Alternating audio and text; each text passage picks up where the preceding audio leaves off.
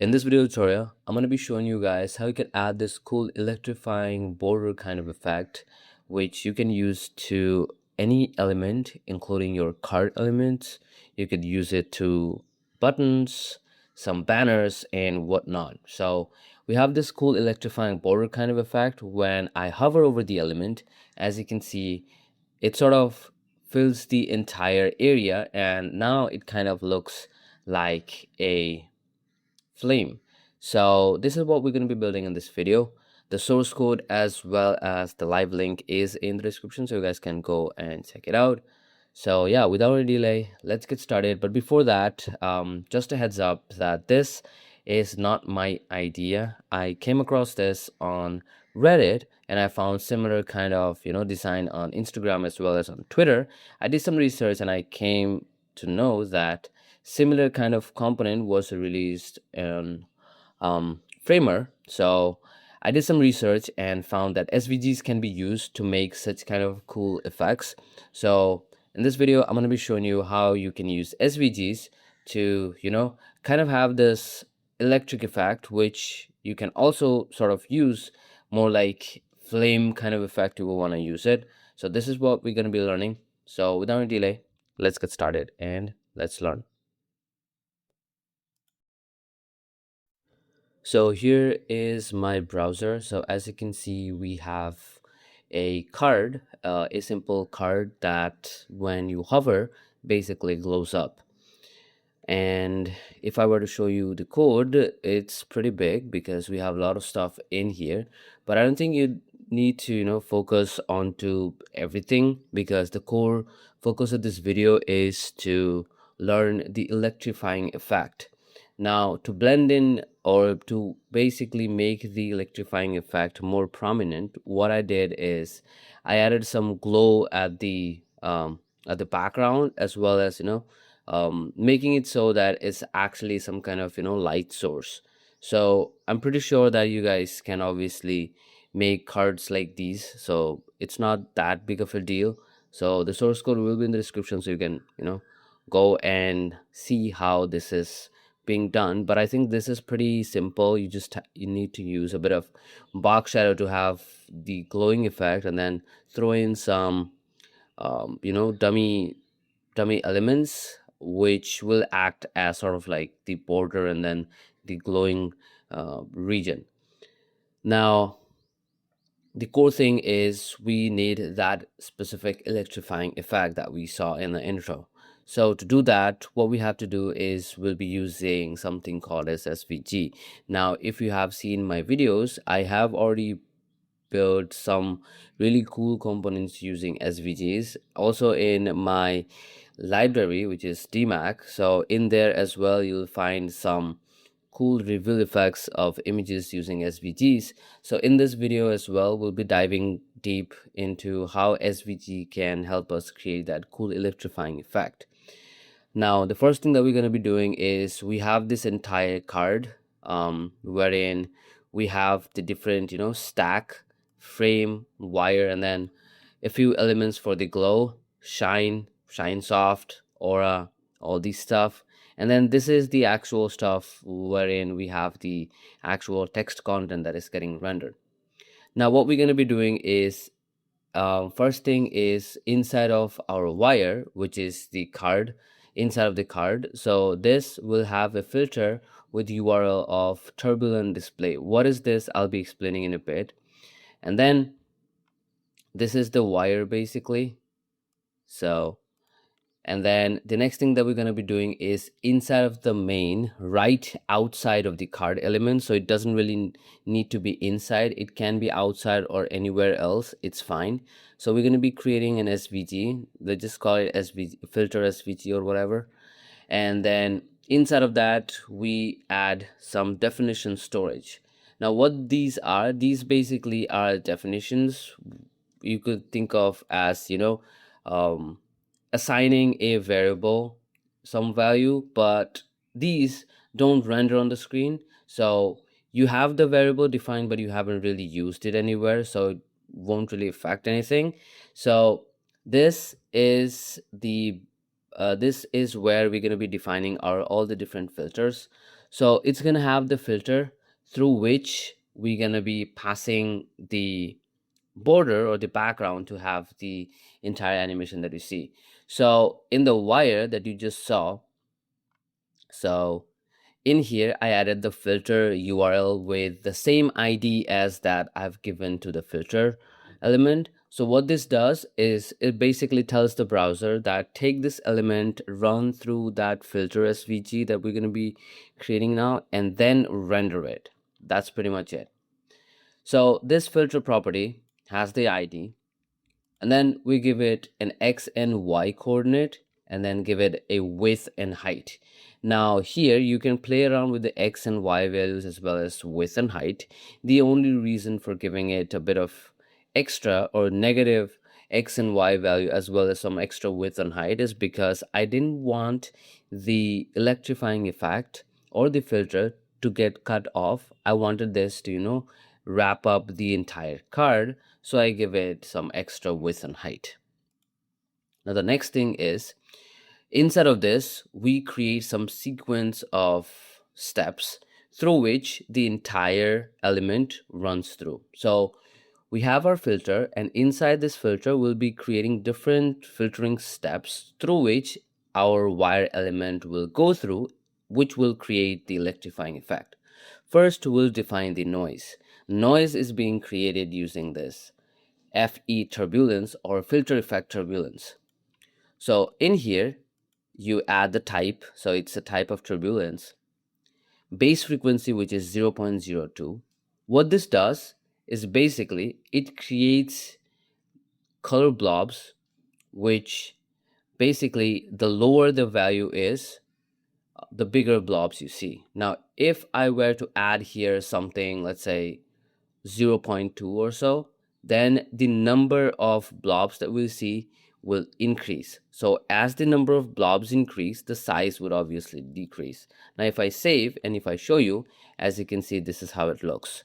We have the filter getting generated, and this is the size of the entire thing, and it's wrapping up everything, and then we can see the blobs. Now if I were to change the value to this, you'd see that now those are much smaller.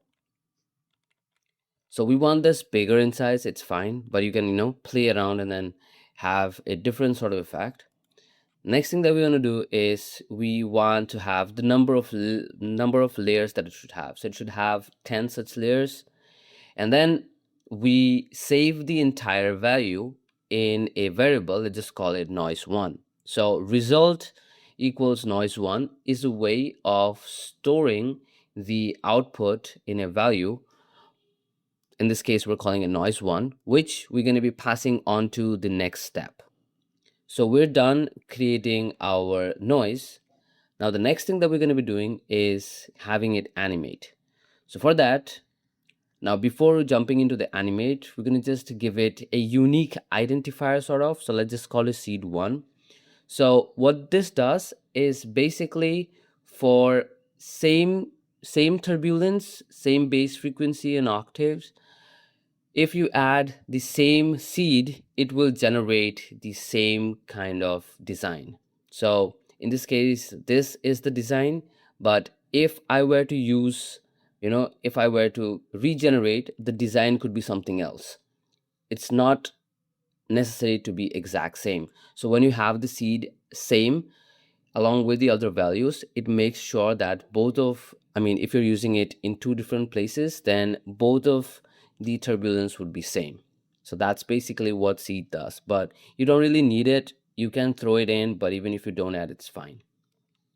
Next thing is filter effect offset. Now this is what is responsible for moving the turbulence and then having a bit of animation. So what it does, it basically takes in an input. Now in this case, the input is the result of the turbulence or the noise that we just created. So let's just call it noise 1. It takes in the noise 1 as the input, and then it has these initial dx and dy, which essentially are the shift or the displacement that you want to have for the x and y axis. So how you want the element to move. So initially the displacement would be 0, so you don't want any movement, just stay as is.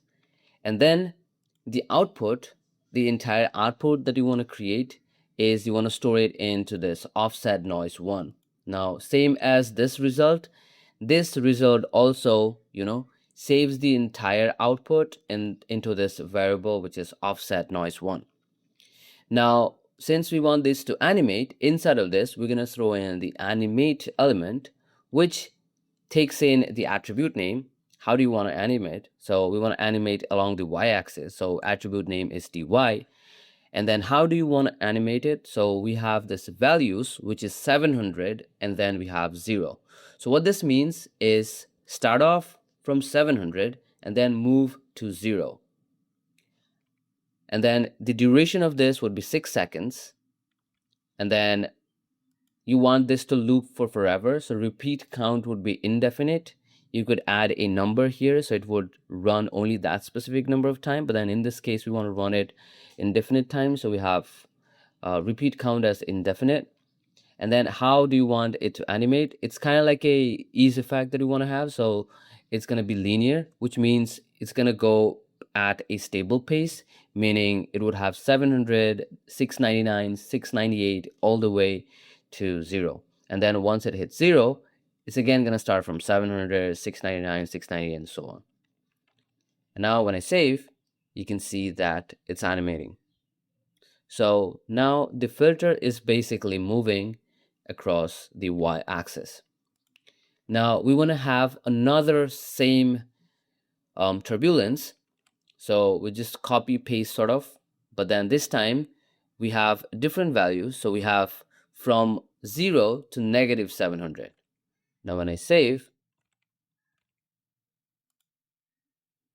you can see how it moves.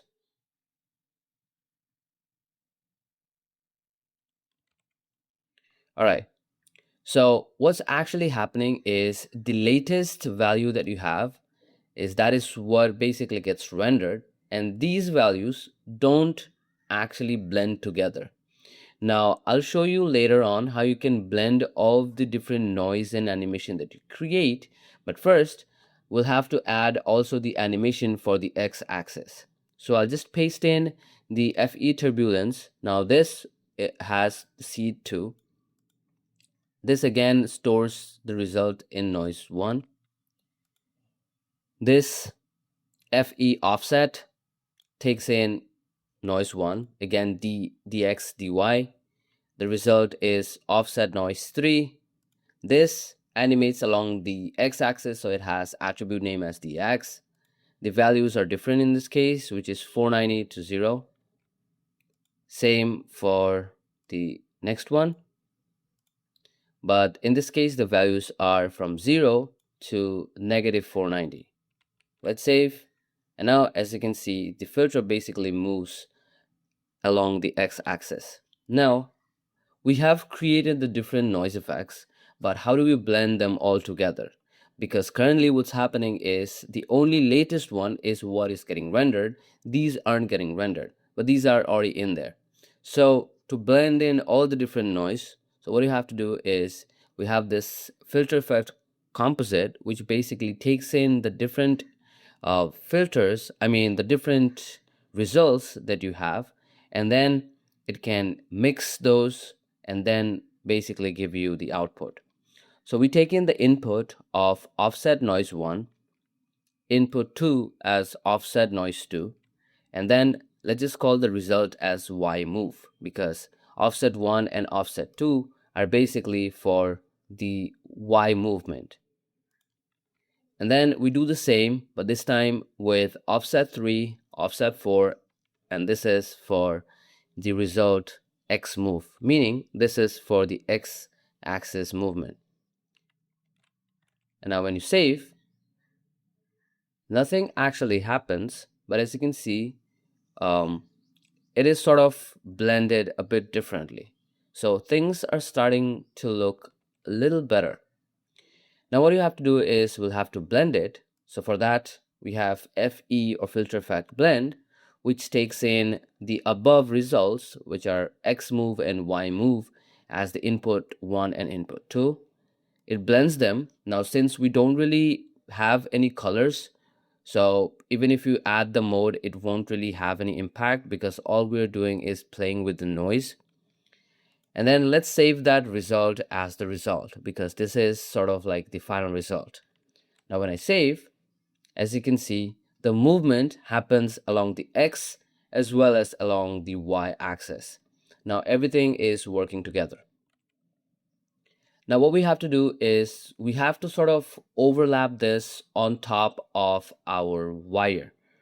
So to do that, we have FE displacement map, which takes in two inputs. The first one is source graphic. What this means is this source graphic means the element which you passed in as the initial element. So in this case, this entire filter is running for the wire element via the URL. So here, if I show you, so we have this filter when we have the URL as turbulent display, which is the ID of this filter. So the initial or the source graphic for this is the wire element. So for this, the input that it takes is the source graphic, which is the wire element.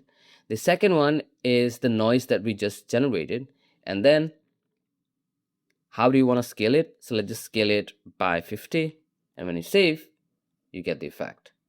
So what this does, it basically displaces the wire element along the noise that we just generated, which gives us this cool effect.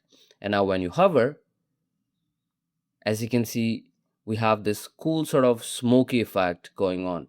But to be honest, this smoky thing is actually the animation that we did along the X and the Y axis for the different noises. So yeah, this is it for this video. The source code as well as the live link will be in the description. This video was a bit different because I've been seeing this effect quite a lot in Reddit as well as on Twitter. So I tried to do some research and I found some cool stuff which I wanted to share with you guys. So this is why we basically learned this in this video.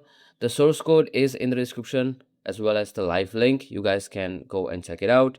Use it to however you need in your projects. So that's it for this video. Meet you guys in the next. Till then, bye bye, take care, and peace.